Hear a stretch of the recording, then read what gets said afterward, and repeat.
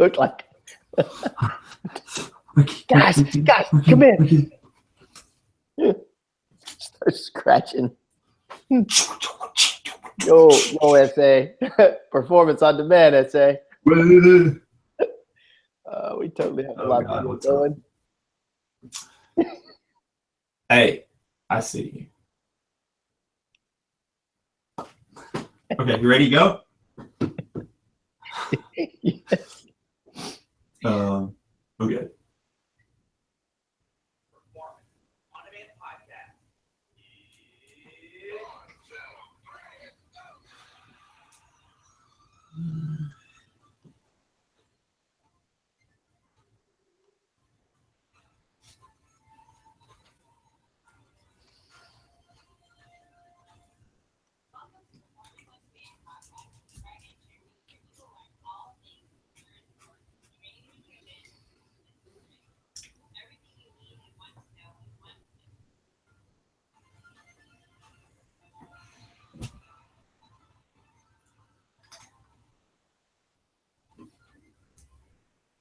Welcome back to Performance on Demand Podcast. I am your host, Greg Willard, along with me. Who are you? Me. Who am I? Can you see that picture of you? Do what? Can you see that picture? Let's see. Oh gosh. What the hell is that? What did you just do? I just did a screen share of the screen grab I did of you acting like yourself. So. Welcome back. Welcome back. For the very first time. Number 60. We made it to another even number. Is this number 60? It is number 60. If you don't count a couple of the smaller, hey, we're backs type of ones, yeah, we're number 60. What are we talking about today? What's on the agenda? I don't know. I was just kind of bored. Thought I'd call you and see what was going on in your world. Wait a minute. Chat. Was this a podcast? Are you recording this? I thought this was just about us. Are we live now? I thought this was just I thought this was a family call. Is this thing on? Anybody out there? So essentially, what we're I guess to talk about is don't call it a comeback. I thought you had that soundtrack. I've been waiting on that. We're having technical difficulties. That's what you're backing with. I was waiting. I know it's too. The technical guy can't get the technology working. Who is that? Is that Ice Cube? Don't call it a comeback. I think so. I think it's Ice Cube. That's why you got the hood up representing. So What we're chatting about is don't call it a comeback, and because it's not a comeback. It's not a comeback. This is a very important one that actually was viewer, whatever, submitted. Somebody cared enough to say, hey guys, I want to hear your thoughts on this, and perfect, let's do it. So that's exactly. We may not need to say anything else other than what Craig just said. It's not a comeback, right? And that's why they say that. Don't call it a comeback. And it's now people make a joke of it. But if you've ever been just in a tough spot, not necessarily injured, but we'll talk about injury specifically for sport. But if you've ever been in a tough spot, there you go. Craig, say something so they can see it. Says a giant cup. Shut the fuck up. That's what you need to do. Don't call it a comeback.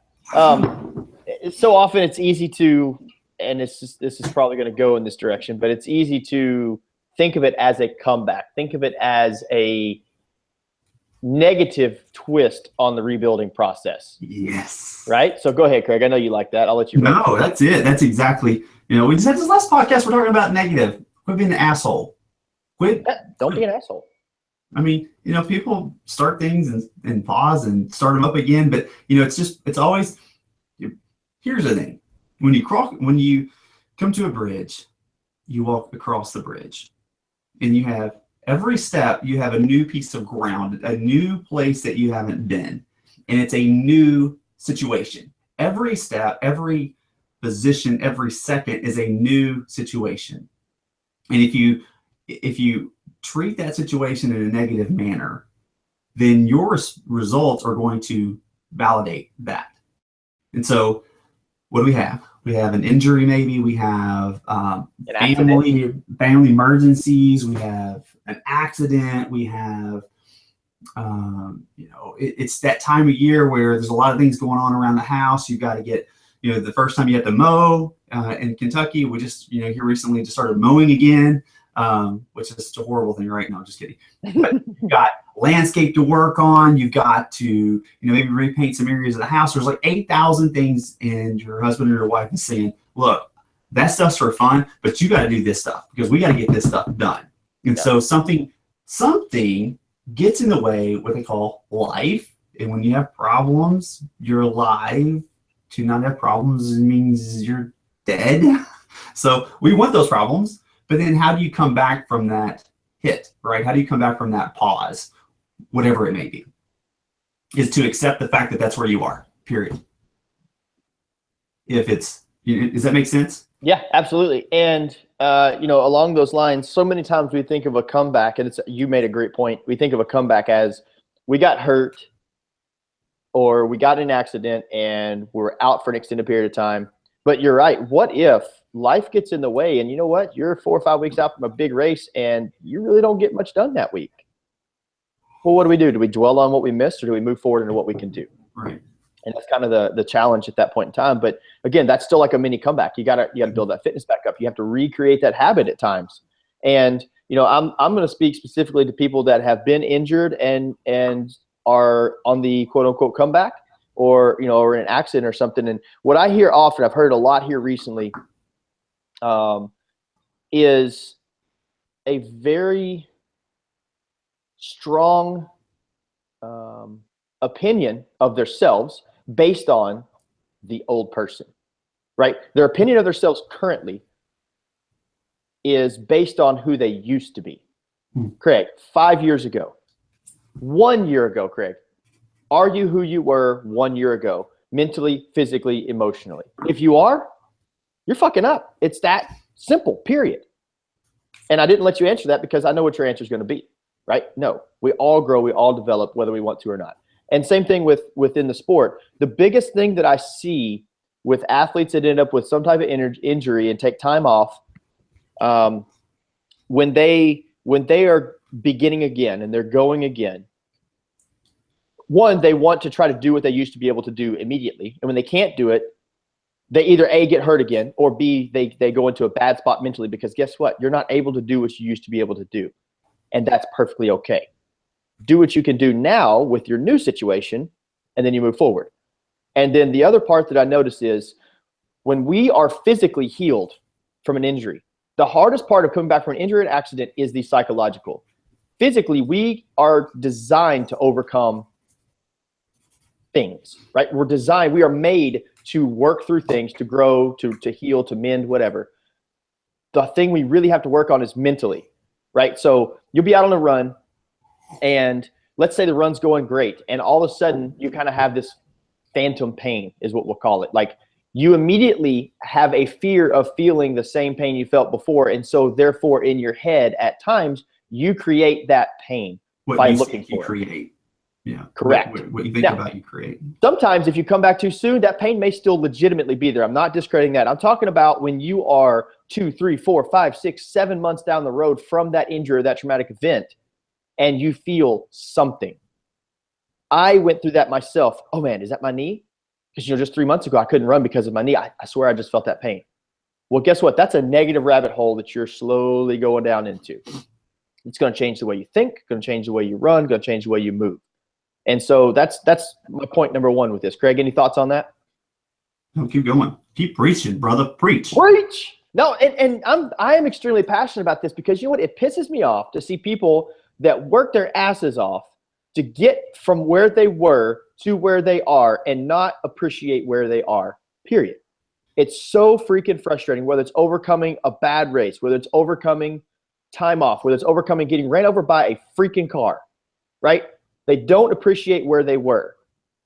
And to me, that I just want to start punching people in the face. Like it's wasteful. You're wasting your time. You're wasting your mental energy. You're wasting my time. You're wasting those that care about you's time.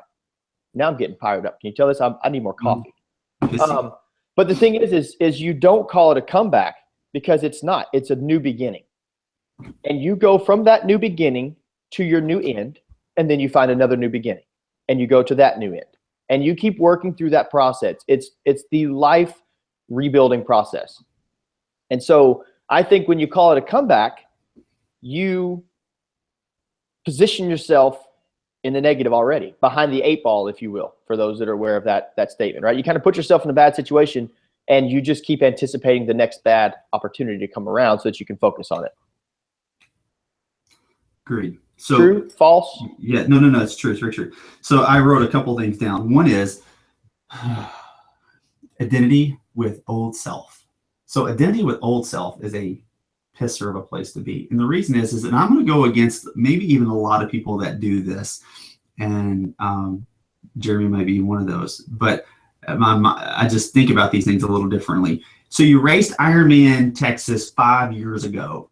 And 4 years ago, you did it again, but you did it and your time was different. And so instead of running a 12, let's say a 12:30, you ran 13:15. Well, then I'm a horrible athlete. Numerically, that sounds horrible. But the truth is that those days, you are really not those days. The 2 days are not comparable. Those days, the 2 days are not comparable because elements are completely different. It's not a duplicated race. So it's even just difficult for people, I say mentally, to compare your event yesterday or Galveston with last year's Galveston, because shit's just different. Sometimes it's weather, sometimes it's endurance, sometimes it's food, sometimes it's other athletes, sometimes it's, you know, how many times you get hit in the water, sometimes it's tire flats, sometimes it's whatever. And so first and foremost is the past doesn't matter anymore. It just doesn't matter. And so whether you are injured and dealing with this, so let's talk about those people right now who are injured.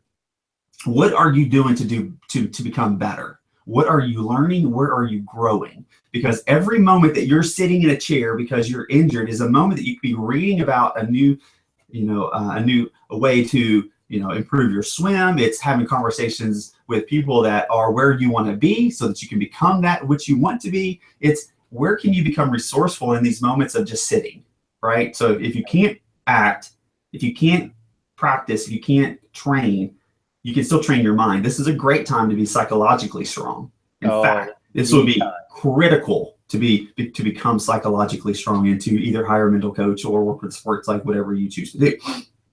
But here's another thing. There is no such thing as status quo. It doesn't exist. The world is spinning. Whether you want it to or not, you do want it to, otherwise we will fly off and we will all die. There's a need for spinning, correct. There's a need for spinning, and so you either progress or you regress. Sitting still is regression. Going backwards. Yes. Always going backwards because everyone around you and everything around you is constantly growing and developing. Advancing. Everyone. So no such a thing as status quo. It doesn't exist. So while you might be, and let's just be honest, if you are not training, you are regressing in your fitness. That is just the way it is. If you do not, it is necessary at times. Well, the part of that we really haven't spoke of is it's important to get healthy. Correct. Because you cannot be in your peak performance. That's the one thing that runners and even triathletes don't want to do. They don't want to stop. They think they're going to lose something. The truth is that a lot of that muscle memory stuff develops really, really fast. Once you've already had it once, it's a little bit easier to get the second time around. Correct. And it's quicker than you think. But it's taking the fact that, hey, yes, this is something that I am unable to do at the moment because I need to get healthy, but I also need to do this and that. Maybe it's review your, run. If you have videos of your run and to look at your gait and to watch where your arm, where your legs are when you pull your legs up behind you, are they straight? Are they crooked?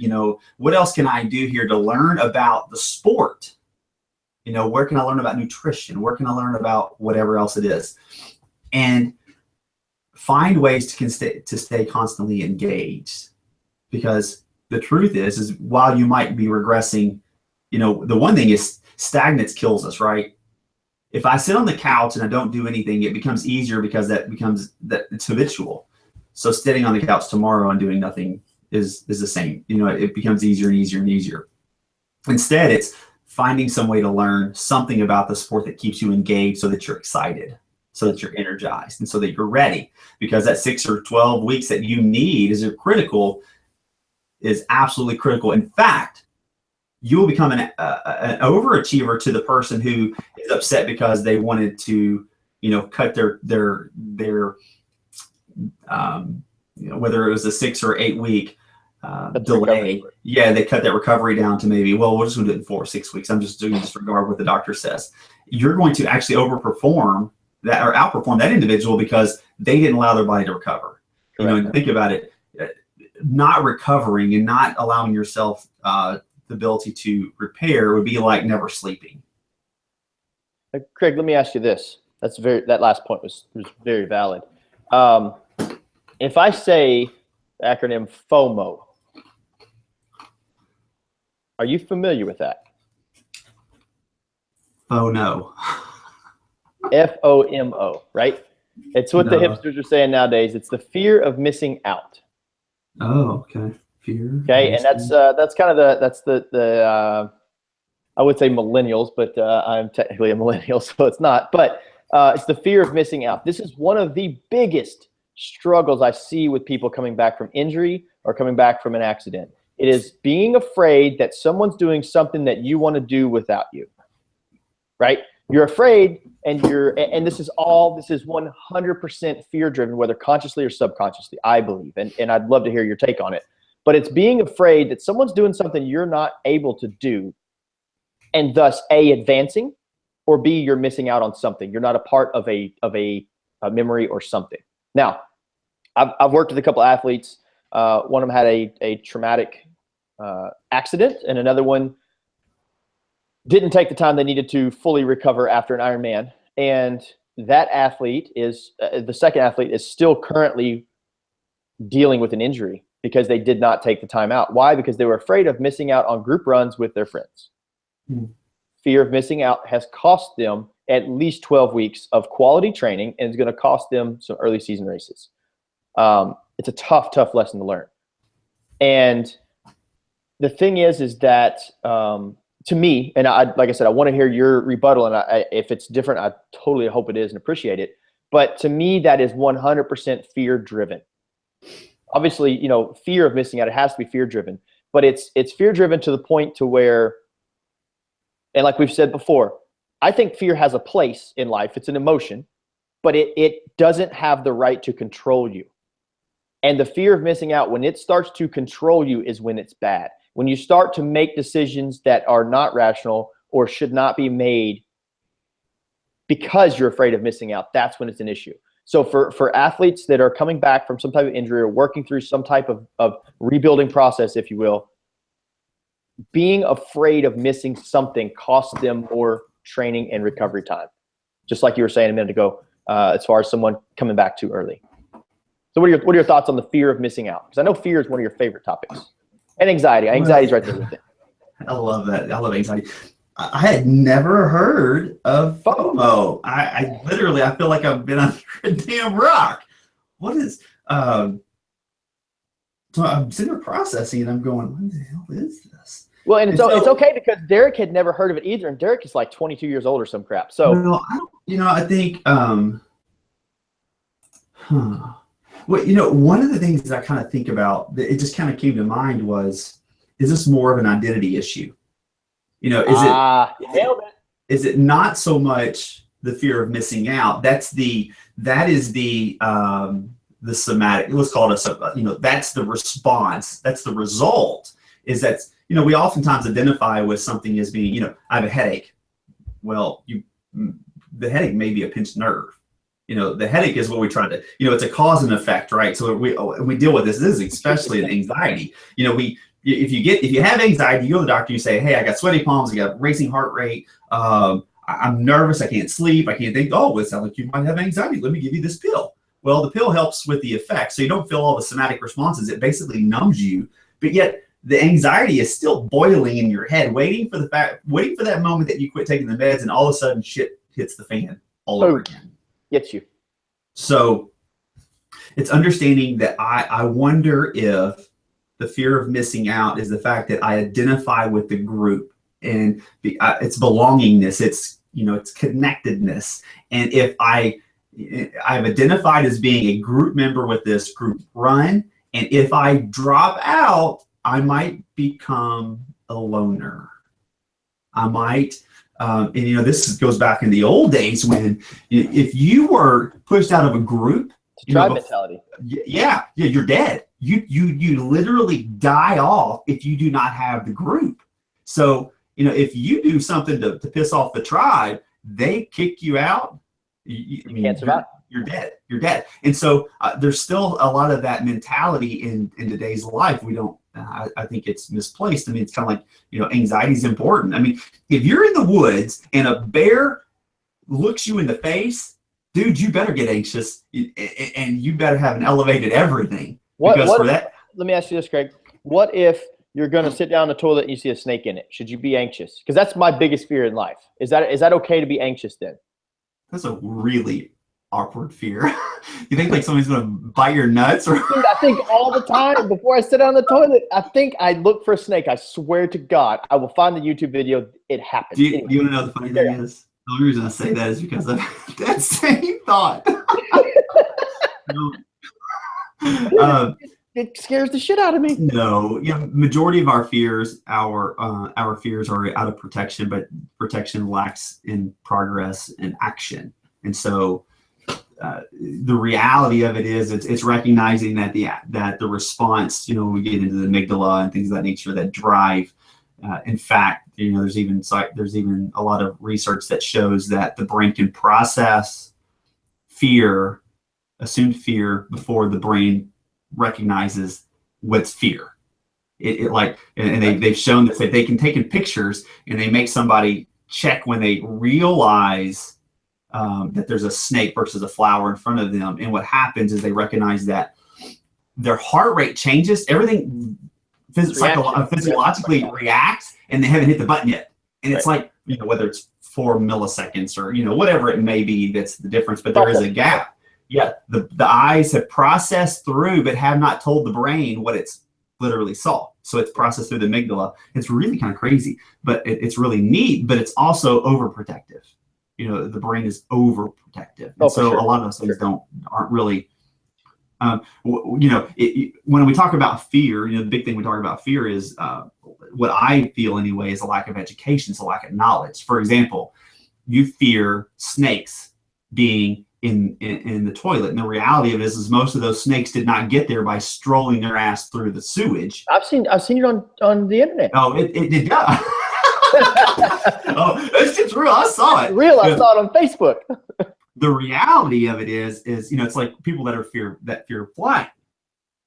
They fear flying because they're uneducated about the safety of flying. Yes, you can't pull over in a plane into the emergency lane. If there's an issue, it's not going to be good. I got my hazards on.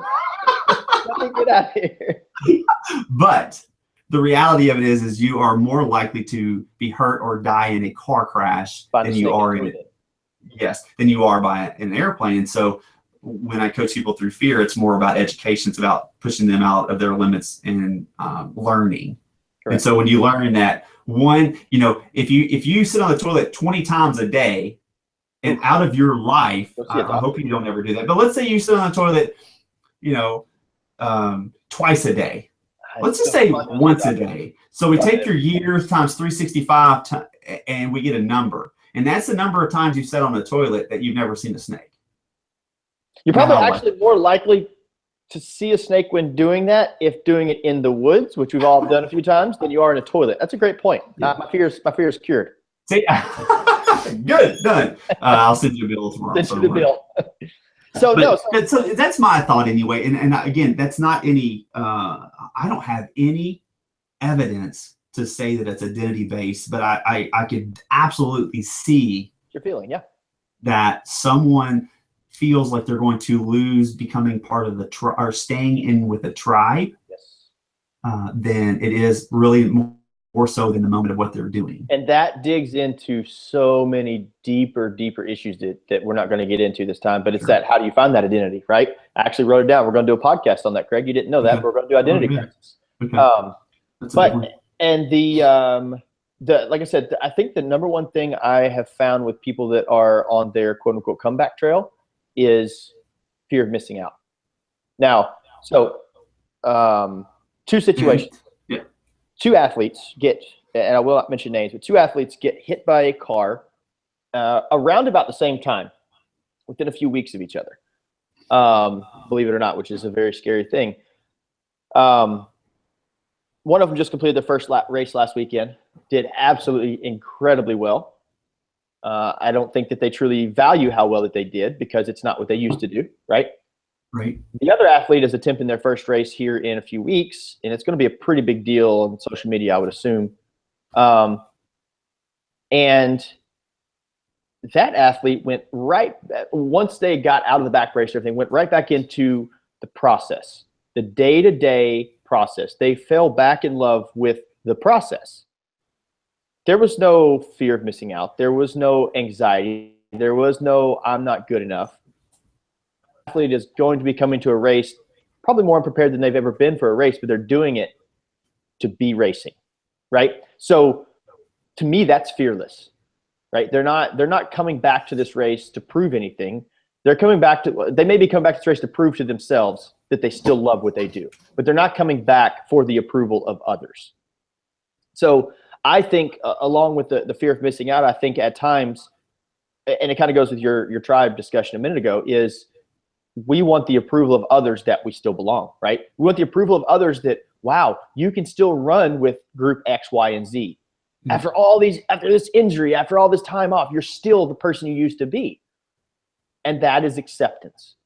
And that's probably one of the hardest things for an endurance athlete to have, is a true acceptance of themselves and their abilities and where they are, like we were talking earlier, in this moment, accepting that. And so to me, I think that, we tend to, now I think of that song every time I hear that stupid chair. We tend to call it a comeback because I think we want to have a reason for not meeting an expectation that we project others have of us. So if we say it's a comeback, I was writing a note, I just made a good point, or I made a really bad point. If we say it's a comeback, that's almost like a precursor of saying, hey, if I don't do well, it's because I'm still coming back. But if I do well, you're going to be like, holy shit, you're coming back, and it's awesome. You did better than we thought you would.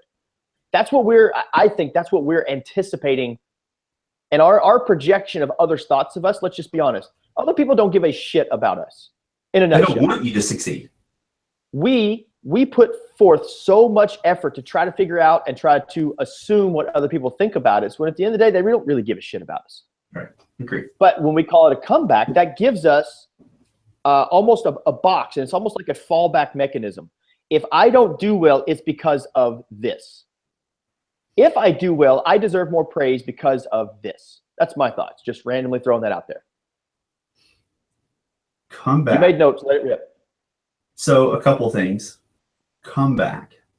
The reason people hate this period of time is based on the fact, partially because of the tribe. The other thing is because there's a loss. No one likes a loss. Period. Sure.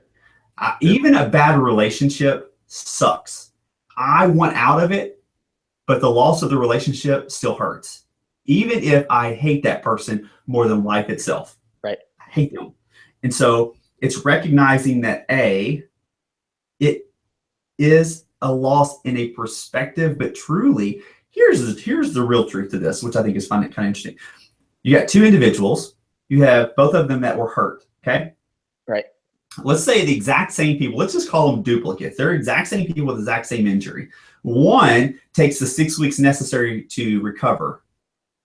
The other doesn't.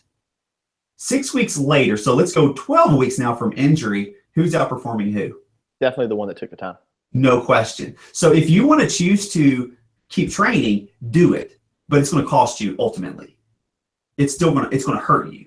It's a short-term gain for a long-time loss. That's correct. And so the other thing is that people, which I find so interesting, is people lose, and this is where people, there's a great amount of growth and development to be gained in only loving the process, nothing else, because nothing else matters, because everything else is a byproduct of process.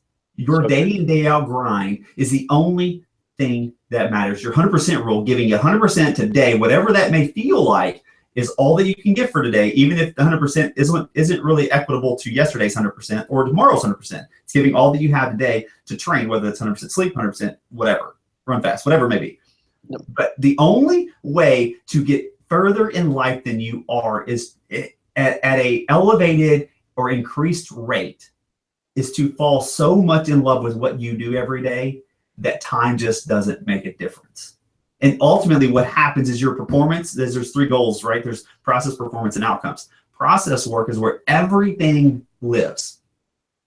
Because of that growth and development within process work, your performance improves, and your ability to achieve outcomes of completing, events, maybe podiums, or, becoming an Olympic star, whatever it may be. But the best thing you can do is to get really, really, really good at your process work and then continue to get better at it. And the other thing you can do is recognize that you're human, you're not bionic, and so you need rest and recovery. And because of the rest and recovery, you're going to continue to improve, and you're going to continue to improve. And then loving where you are, as you said earlier, acceptance of where you are. You can't, if you want to remind yourself of 6 years ago when, you ran 5-minute miles, well, good for you. But if you can't, if that's not where you're at today, that's irrelevant. What you put in the barn 15 years ago doesn't matter today. Correct. Now, it might matter if you're building upon process work day in and day out, right? So as you continue to improve that.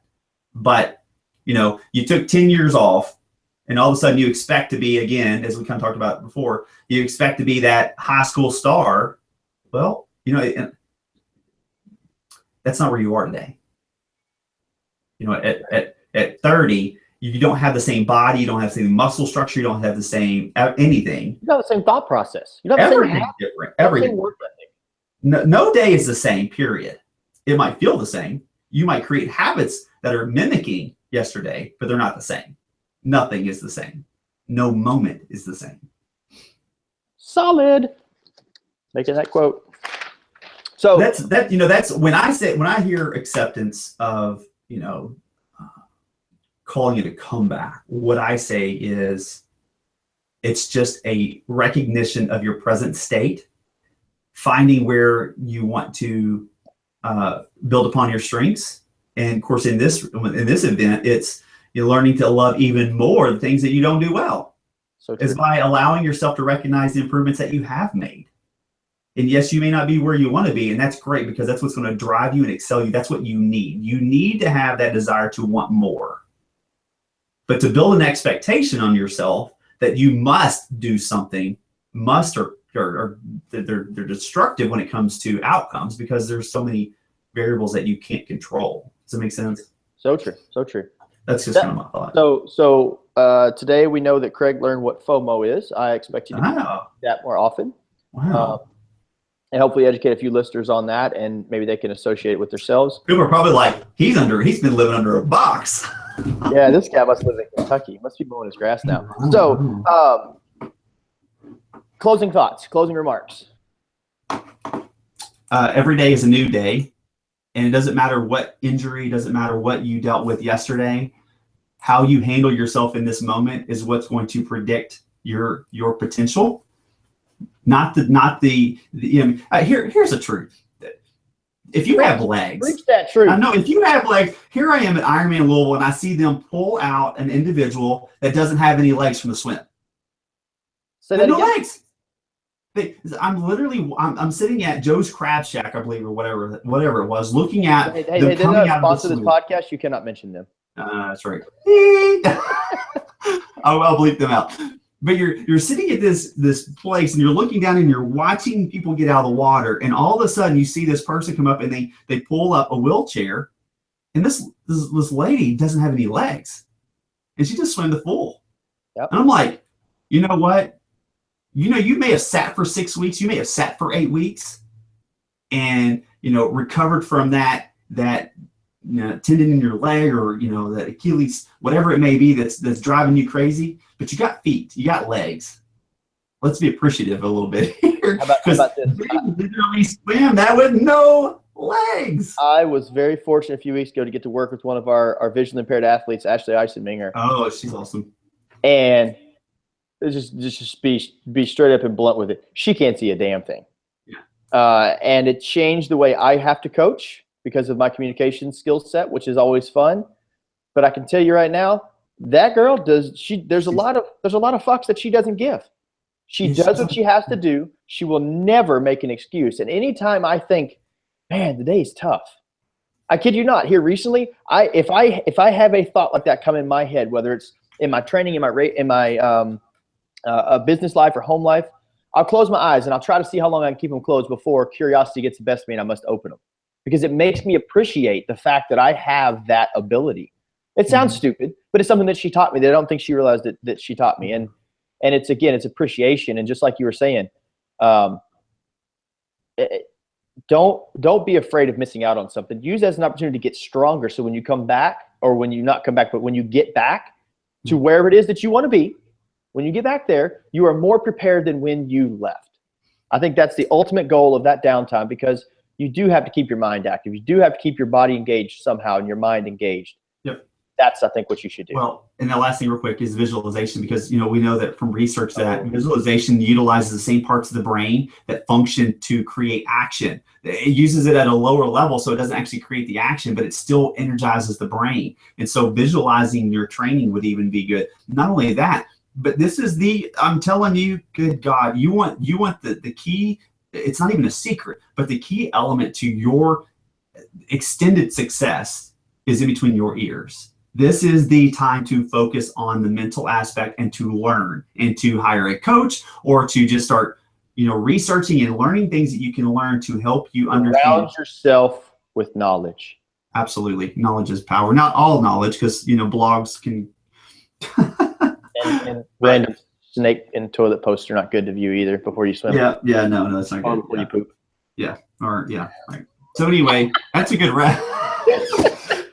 Jeremy's, of course you can't see, but Jeremy's probably looking. He's like, I'm like, damn, it's got to be I'm not taking a dump in my kitchen. So it's not happening.